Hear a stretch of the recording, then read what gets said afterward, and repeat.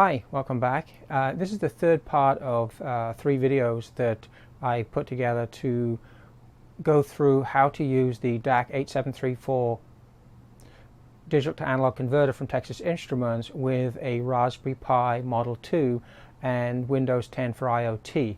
The first video deals with the actual software, showing you at work and basic overview and things like that. The second video covers information on SPI debugging with Windows 10 and the Raspberry Pi, because I had some issues there, and so using my Tektronix MDO3000 series oscilloscope with the SPI decoding software, I was able to figure out what was wrong and correct it. So I've added a little bit of extra content in the second video that deals with SPI debugging and things that can be a standalone information source on its own right.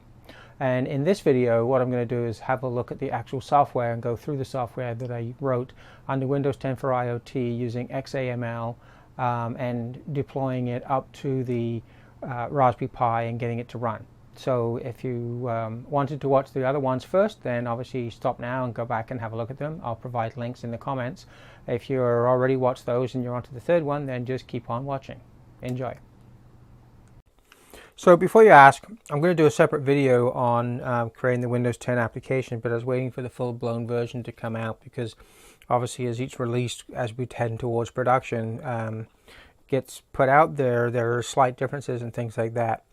What I wanted to do here with this software is just go over what I've done for the actual DAC8734 as far as the software is concerned. So what I've done is, in this project, you can see over the right hand side here, I've got a whole bunch of libraries which I've created. I've got an MCP 3208, a DAC8734, a DAC8574, and an ADC 1115. And I'm going to slowly expand these. And every time I put these libraries up on the website or the GitHub or wherever, I'll include the whole thing so that you get the latest or whatever versions I'm using for the libraries. And the ones we're actually focusing on today is the 8734, which is the ones for this particular DAC that we've been playing with today, which is what I have open right here. What you see here is variations of the names of all of these properties, these constants. They're exactly the same names as what I've used for the Arduino and the Launchpad software as well. So if you get familiar with one, you'll be familiar with the rest.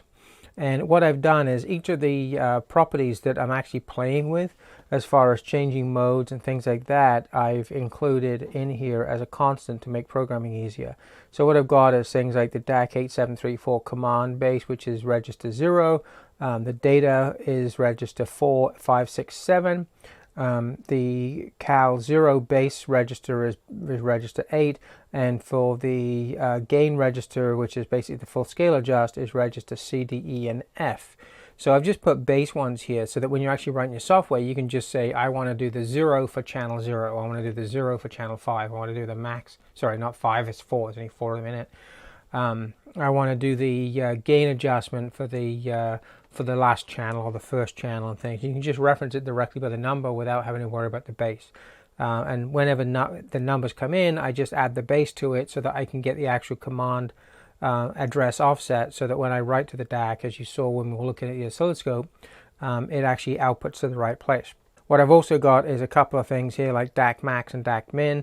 I'm not using those right now, but if you were using this in a more flexible system, where you were setting a bunch of drivers and libraries that you were making available, but you had a mixed number of DACs that the user could add, bring in as libraries. And what I want to do with my libraries is that I want to have a whole set of them that are all basically identical to use, and you just basically use the constructor, create the library you want, but all of the functions after that are exactly the same. So of course you need to put software in to protect the DAC from having the wrong values given to it. So that's what they're going to be used for in the future. Each library set like this would have the max and min values that are available to it. The next one here are things for the control register. So the only ones I'm using right now are the gains for each of the DACs as far as the output gain. Now, the one thing I found with this, by the way, which is a point of interest, is that these actual gain values that you put into the registers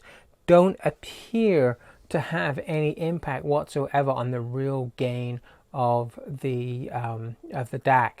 It's actually controlled by the external feedback, which is effectively hard-coded unless you put a FET switch or an analog switch in there or something to do it for you. But what I did notice was that if you don't set these registers to match what you physically connected the output or the pins on the DAC device with, then you get slightly different values. Not much, but it's enough to actually throw it out of calibration or something. And I think what's happening is internally it's probably doing a little bit of compensation that might have been trimmed, or laser trimmed or something like that when they built the chip before they encapsulated it to make it more accurate. So you still need to make sure that you do set the right gains on these values to match what you physically set the hardware pins to be as well.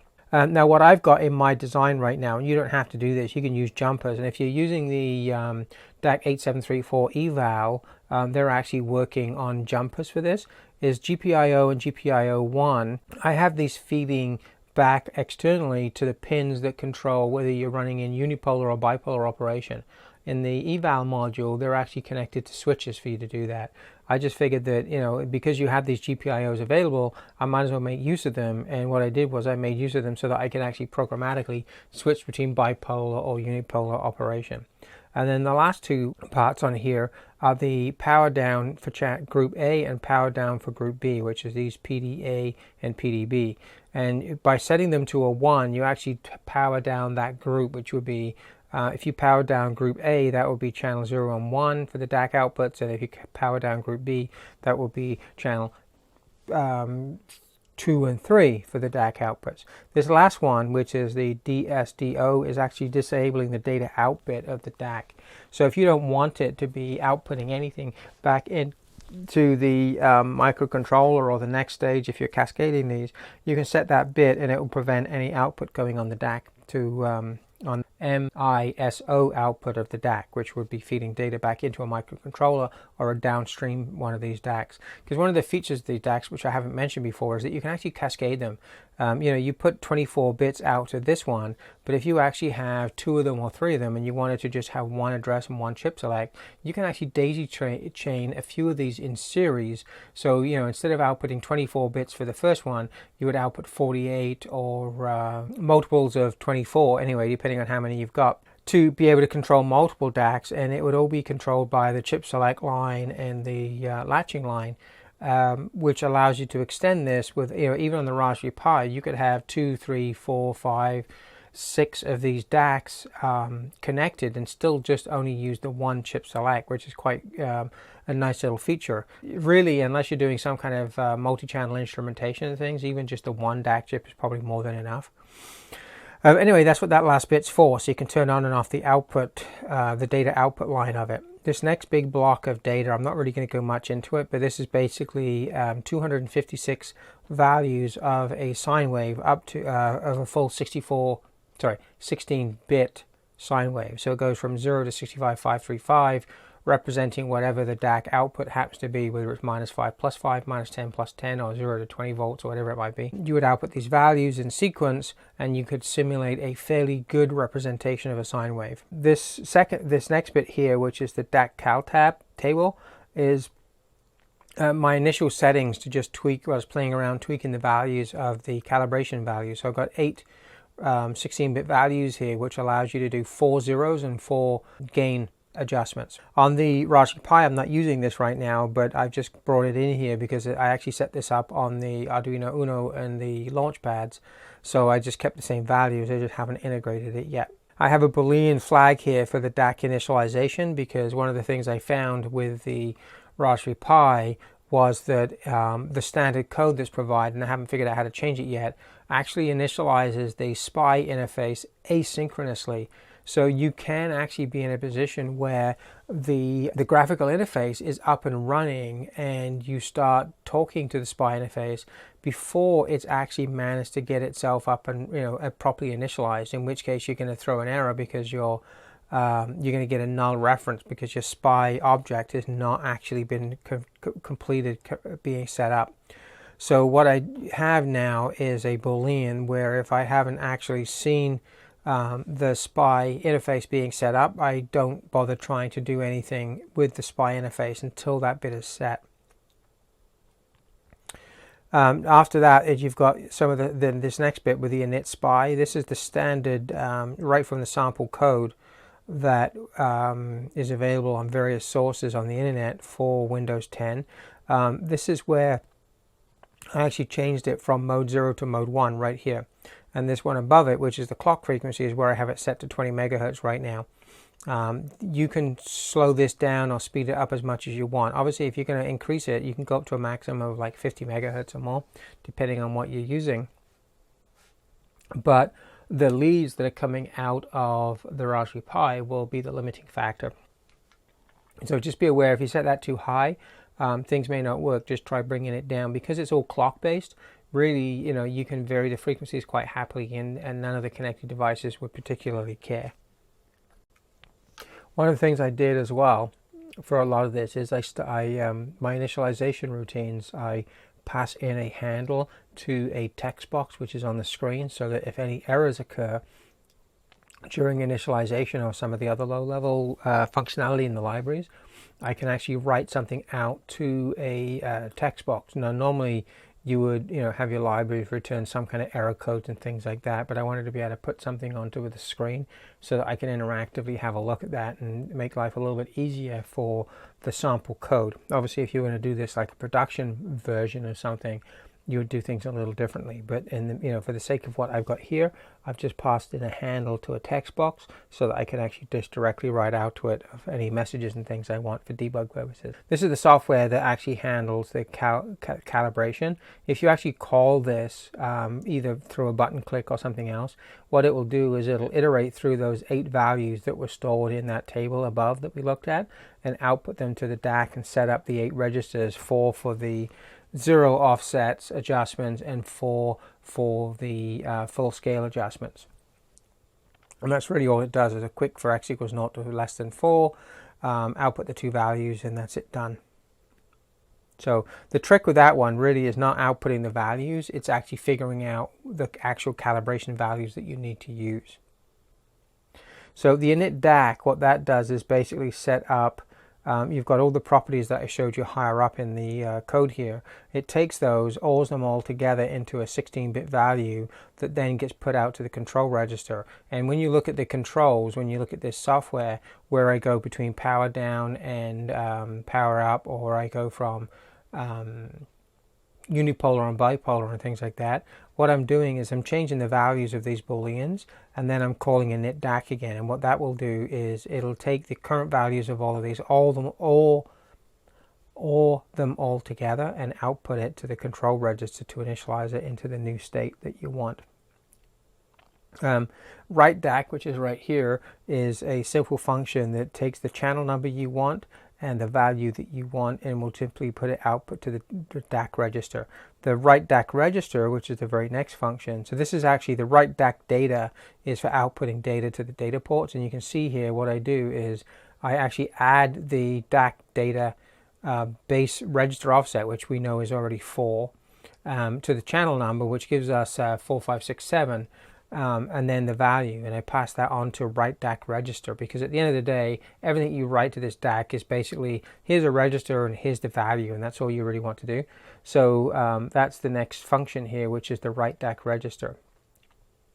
And all this one does is it makes sure that if the SPI DAC is not null and the DAC is initialized, so if SPI DAC, which is the hardware SPI device on the Raspberry Pi, is available, and we've initialized the DAC, then we will do the functionality. If we haven't, we will drop in here, we'll set the DAC initialize to true, and we will actually call init DAC as well.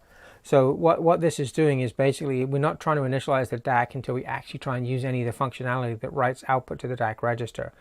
But because the DAC register could write before the SPI DAC is actually set up, because it's being done asynchronously, if it's not done yet, it'll actually just go in here and call the init DAC first, and then continue through and do the functionality.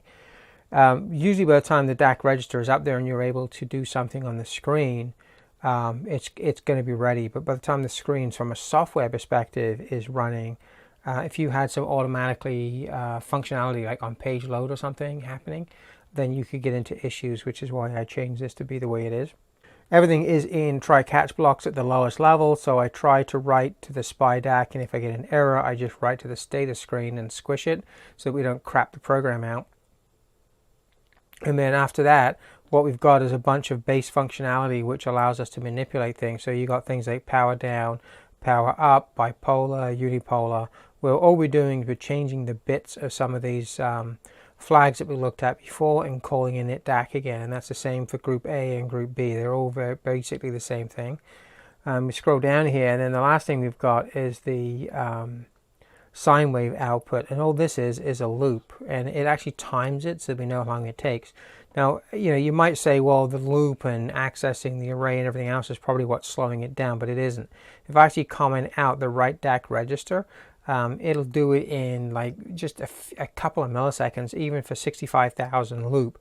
And if I actually go into DAC write register and actually just simply eliminate the call to the write DAC, it still takes a really short amount of time to execute the functionality.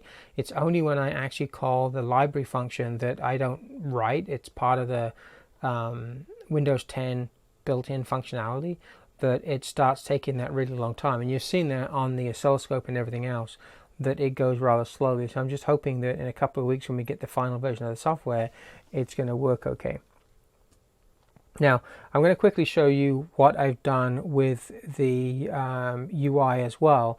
Now, anybody that's been working with Windows 10 will already know, especially for the Raspberry Pi, that it's all based on XAML, which is the extensible access like markup language. It's not, it's all about the GUI and the interface and everything else. And what we have is there's basically two parts of the default applications that you can create with Visual Studio. You've got your main page, which defines all your UI elements and everything else, and then you have the standard Microsoft development environment where you have the code behind, which is usually the main file name with a .cs. So in this case, we've got main page.xaml, and then we have the main page.xaml.cs. So these are all our standard text boxes and buttons and just graphic logos and text boxes for the status and things like that that's on here, and little radio buttons and things. And then the code behind is where and with event handling is where you can hook in things like the on click on the on check as far as these are concerned. The power down and unipolar buttons and things, they're actually toggle buttons, not regular buttons. This sine one is a regular button, so it's got the on click event, whereas the power down, power and unipolar buttons on both sides, they actually have the on check, the same as a radio button, event handlers for them. And the text boxes too, I'm using both the on text changed to be able to evaluate the current value to see if it's still a integer numeric, and I'm using the key press event to look to see if an enter key was pressed, and assuming the enter key was pressed and it is a numeric value, it will then output it to the relevant DAC device. Obviously, if you're doing this with touchscreen and things like that, you may want to enhance how you take the value, because you really don't want to be out, if you're typing in 65535, you don't want to be outputting 6 as a value, then 65, and then 653, and then 6535, etc. Repeatedly output to the DAC. You want to be able to type in the value that you want or set the value that you want, and then through either an enter key or a button click or something else, you want to output as a complete number to the DAC. Otherwise, you could be causing all sorts of problems for something that may be connected to the output of that DAC. All right, so what I've done is, for the sake of this test and this test program, I've used the enter key as the event trigger to output the value to the DAC. There's nothing, the status text box is just a read-only one, and the logo has nothing behind it, it's just a logo. The code behind is just, we were looking at some of this before, or at least the lower level stuff of it. All it does is link the event handlers to the various libraries, and in this particular case we've just hooked it up to the one library, which is the DAC8734. I'm not going to go through every single thing here because, as I say, this is all standard C# kind of programming, so there's really not much, if you know how to do C# or even Java. The difference between C# and Java is just the libraries. The basic structure and everything else is so close to each other that it really, if you know one, you're going to be able to use the other one. So you can have a look through here. This is things like a key down event handler. It's all fairly standard stuff, and all I do is if the key is the enter key, in this case it's virtual key.enter, then I go in here and I just output to the status box the value that you entered, and then I call the update DAC, which we looked at before, which will actually send the SPI data out to the DAC device. And that's pretty much it. There's just a whole bunch of little functions that are linked to the event handlers of the stuff, and it just calls the underlying functions that we went through a moment ago in the DAC8734 library. And the last one of any relevance really is what's connected to the radio buttons. I've put them as a group so that any of the radio buttons that are clicked, they actually don't do anything in themselves except set their own properties, say I'm clicked. And when I click the button at the bottom that says sign, what this does is it just iterates through the various radio buttons and decides which one is clicked, and depending on what it is, if it's the first one, it'll output channel 0, 1 loop of the sign table.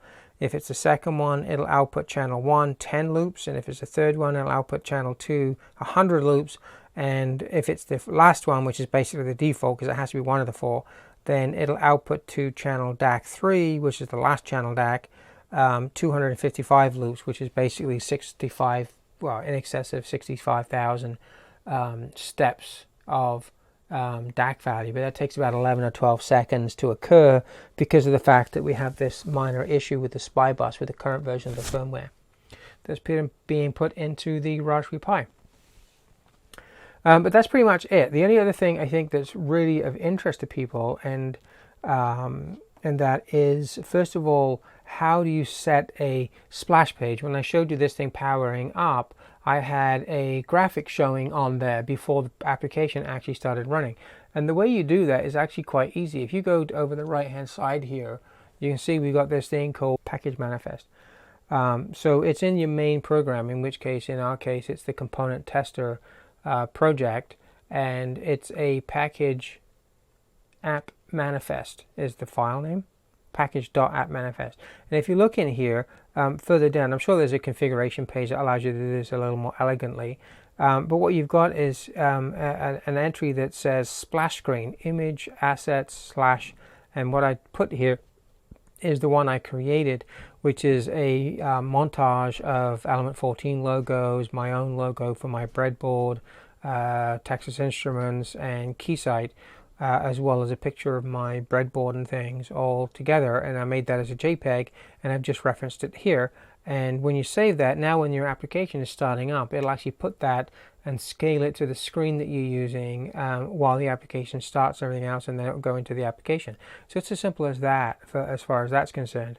The other part of this is when the program is uploaded to the Raspberry Pi, it typically gives it by default a crappy name. And yes, that's a technical term, as somebody pointed out on the forums earlier, and usually in here it gives it a GUID. And what I did was I went in where it says identity name. This one here, the display name, is not what is used for the application name on the Raspberry Pi web app, as far as where you can start it manually from the web.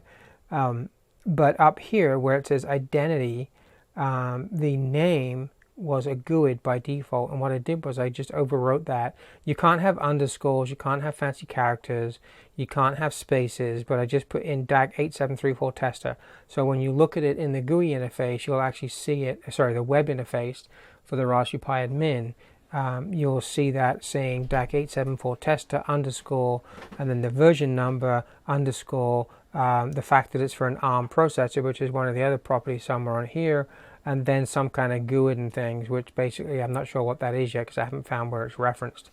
But basically that allows you to put at least something that you can identify with for when you start up the application.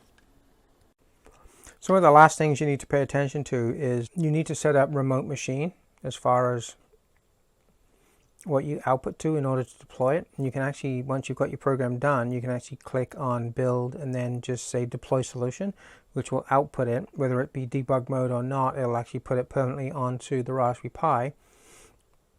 But if you need to change the setup, then you need to go into the properties of your actual project, not the solution, but the project. And if you go to, I think, properties, if I remember correctly, yep. And then you have here the target device is saying remote machine, and the remote machine name, this is where you can put in the IP address or the name of the remote machine. Now, one of the things you want to pay attention to as well is that even though you may have put in a username and password, because of the standard setup that you do for the Raspberry Pi with PowerShell, you've already told it that you've got a trusted device out there, and you just turn off use authentication. So it doesn't prompt you for a username or password or anything. It'll just actually connect you directly and allow you to deploy to it. And once you've done those settings, so you set your correct IP address, you turn off use authentication and everything else, then when you hit the play button, basically, or you go build deploy, and if you go to runtime and you say build deploy, it will output it to the Raspberry Pi, and everything else will be perfect, and it'll just work, assuming you don't have any bugs, of course.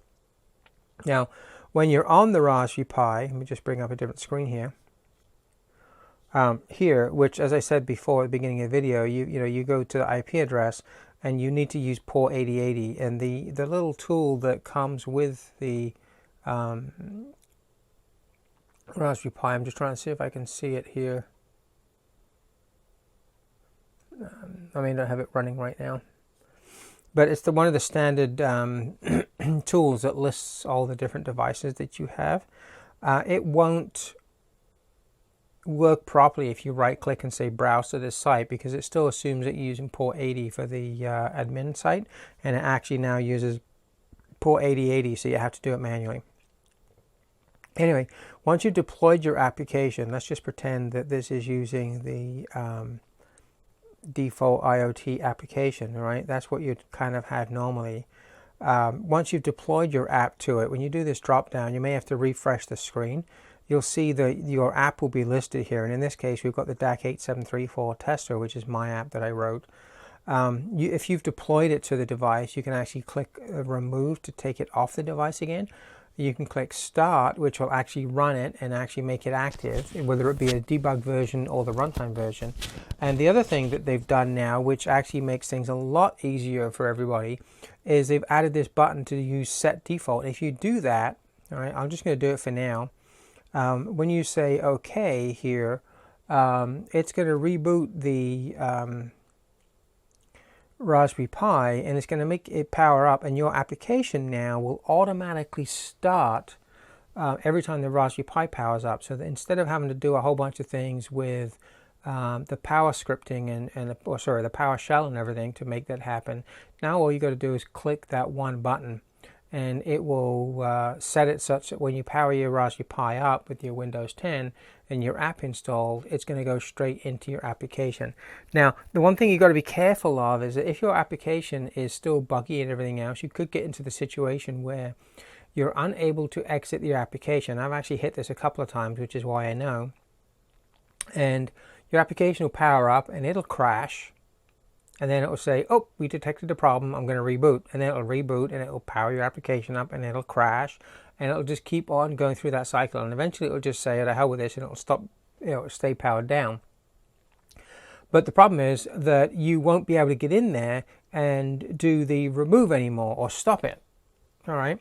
So you really want to refrain from saying set as default until you know that the application is going to be working properly. Now, I know that right now mine is, and it's just started up on the screen because I clicked this. So what I can actually do here, if I actually refresh this screen, it will tell me what the running apps are now. And you can see here that I've got my DAC8734 tester, as well as this background service, which is what everything else talks to, like this particular application and stuff. So I can actually go here and I can kill that, but it may actually just tell it to restart. So I'm not going to do that right now. But I can pick the application and actually tell it to remove it. One of the things I don't see here is a remove as default, which is a bit of a pain. But what you can do is go to the default app and basically change the default again, right? Which I've just done that here. And if you're going to, and then you just say OK, and it's going to reboot and go back to the default app, which is the IoT core default app. Now, if you don't do this and you try and update another version from your Visual Studio, you may run into problems. I actually found it to be very unreliable with this pre-release version of the software, where if I actually have it as default and it's trying to run, and I try and load up another one, it can get itself into a knot more times than enough. That now what I do is, if I know that I've got a running version and it's working properly, I will actually change back to the IO Core default app first before I start trying to deploy my new version of the application. Otherwise, it doesn't take long anymore, but you would have to go back to the flashing program, flash a new SD card, run through your various PowerShell scripts to get it all initialized again, and then redeploy your app to it. So it's just not worth the hassle. So just remember, if you're going to update one that you've set as your default app, make sure you deselect it as your default. Now, the only way you can do that, like I said, is you've got to pick another one and make it the default instead of your one. And the one you want to do that is the IoT Core Default App 3.0.0.0. Now, that may change in a week or two when the new version comes out. We will see. But for now, that's what it is. Outside of that, there are other options here, of course, that allow you to deploy an application remotely, things like that. But it all requires you having remote access via the web application.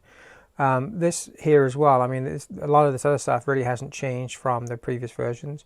You can look at the processors that are running. You can look at your CPU and I/O and things that are running quite happily here. You can look at debugging windows to see what services are running and stuff like that.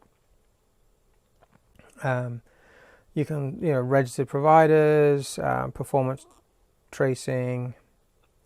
You can see the devices that are currently connected. So we've got the Raspberry Pi audio, not that I've managed to get that working yet or anything. You've got your Microsoft Basic Display Driver, Volume Manager for the audio, generic software device, Microsoft System Manager, and then you've got your networking, which tells you what the networking devices you've got connected and what your IP address is and things like that. I haven't yet found a Wi-Fi adapter that works with this thing properly, but nevertheless, everything else seems to be working just fine for now. Still a few bugs with Windows 10 for IoT on the Raspberry Pi, but like I said, it's still the pre-release version, and in a couple of weeks' time, we should see a whole bunch of new things. So anyway, I think that completes the Raspberry Pi tour of the Windows 10. Obviously, I've done the install of that in the past, and the main focus of this video is to deal with the DAC8734 with the Raspberry Pi, as far as evaluating it and seeing how easy it would be to configure to use for our power supply project. And what I've seen so far, it looks like it'll be a great candidate, because you can do the 0 to 10, 0 to 20 volts on the positive side, and plus or minus 10 or plus or minus 5 on the bipolar settings with this thing, which makes it a great control device. And it's very easy to interface to, as you've seen, as long as you set up your SPI properly to control it. It's very simple.